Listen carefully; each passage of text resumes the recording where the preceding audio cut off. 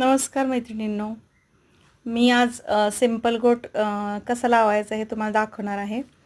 हा चंदेरी साडीवरचा ब्लाऊज आहे. अगदी नेट कसं असतं अगदी पातळ तसं हे ब्लाऊज आहे. तर याला मी त्याच ब्लाऊज पीसचा गोटासाठी पट्टी काढलेली आहे. साधारणतः 1-1.5 इंचाची पट्टी आपण घ्यायची आहे. आणि इथे मी एक साईडला शिलाई मारून घेतलेली आहे त्या पट्टीला आणि थोडा याला जोड पण आहे पुढे. तर हे पहिल्यांदा आपण व्यवस्थित आपलं ब्लाऊज शिवून घ्यायचं आहे, म्हणजे शोल्डरमध्ये. आणि जिथे आपण लूप्स लावतो, अडकवतो, तिथून आपल्याला ही गोटाची पट्टी जोडायला सुरुवात करायची आहे.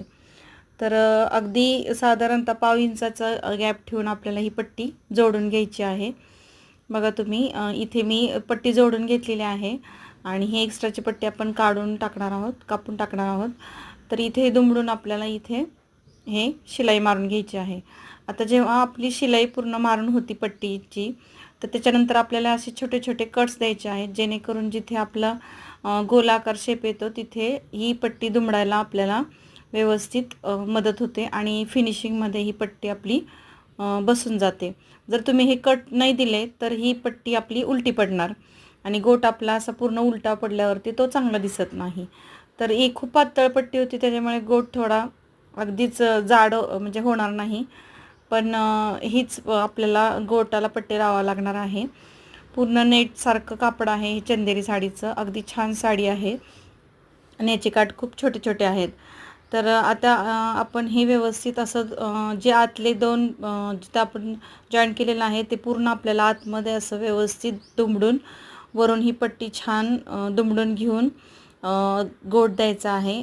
जर तुम्ही असं नाही दिलं तर तो गोट असा चपटा होतो आणि व्यवस्थित दिसत नाही तो गोट. तर पूर्ण आतमध्ये ते घालून आपल्याला पट्टी दुमडून घ्यायची आहे. अशा पद्धतीने तुम्ही गोट लावला तर खूप सुंदर हा गोट बसतो. कॉटनच्या साडीला तो खूपच सुंदर गोट बसतो. तर ही नेटची थोडीशी चंदेरी साडी आहे, याच्यामुळे थोडासा गोट हा पूर्ण शेपमध्ये गोल दिसणार नाही. तर आता पूर्ण बघा हा गोट लावून झालेला आहे. अगदी सिंपल पद्धत आहे. अशा पद्धतीने तुम्ही गोट लावू शकता. आणि पट्टी मात्र खूप मोठी घेऊ नका, कारण पट्टी मोठी घेतली तर तो गोट पलटी पडतो. तर आणि कटही द्यायला विसरायचे नाही आहेत.